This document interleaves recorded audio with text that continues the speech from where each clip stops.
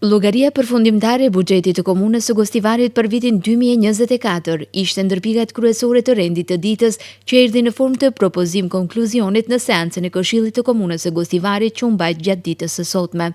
Miratimi të kësaj pike i parapriu një raport i detajuar i Jeton Osmanit nga sektori për financa dhe buxhet, i cili theksoi se gjatë vitit që e lan pas është arritur një realizim i buxhetit prej 97% të planifikuarës.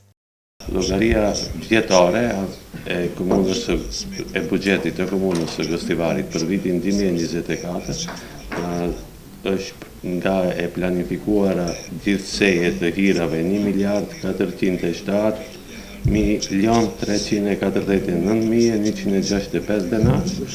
Kemi arritur të realizojmë 1.369.509.305 denar, pra diku rreth 97% të planifikuarës. Pra, nga ata gjithsej të hirat tatimore nga planifikimi prej 222.349.165 denar, kena arritur të realizojmë 211.034.106 denar. Nga të hirat jo tatimore, planifikimi gjithsej nga 40.845.280 denar, kena arritur të realizojmë 31.275.085 denar.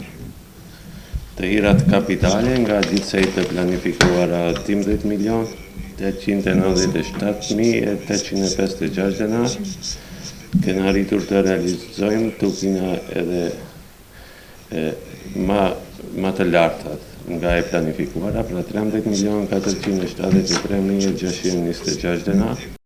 Ankesa rreth mënyrës se si ju është dërguar dokumenti me të dhënat e lartë përmendura këshilltarëve, kishte këshilltarja e LSDM-s Ema Neshkovska. Ajo nënvizoi se nuk kishte një pasqyrë më të detajuar mbi të ardhurat dhe pse janë shpenzuar të njëjtat. Nënvizoi se nga totali të hyrave, vetëm 15% janë nga taksat, që është një sasi shumë e vogël për një komunë funksionale. Nga ana tjetër, evidentohen transfere në organizata jo qeveritare prej 10.350.000 denar, që në këtë gjendje financiare të komunës është vërtet një luks, tha Neshkovska. Ajo kërkoi një raport më të detajuar edhe mbi lejet e dhëna për ndërtim, sa prej tyre janë për objektet e kategorisë A2 dhe sa është kompenzimi për rregullimin e tokës ndërtimore që paguhet për kategorinë A2 në zonën e qytetit. Nga sektori për financa dhe buxhet u zëtua se të gjithë dokumentacionin do t'u dërgonin këshilltarëve në email brenda minutave dhe për çdo lloj paqartësie të drejtoheshin në zyrën për financa dhe buxhet dhe të njoftoheshin në detaje për gjithçka.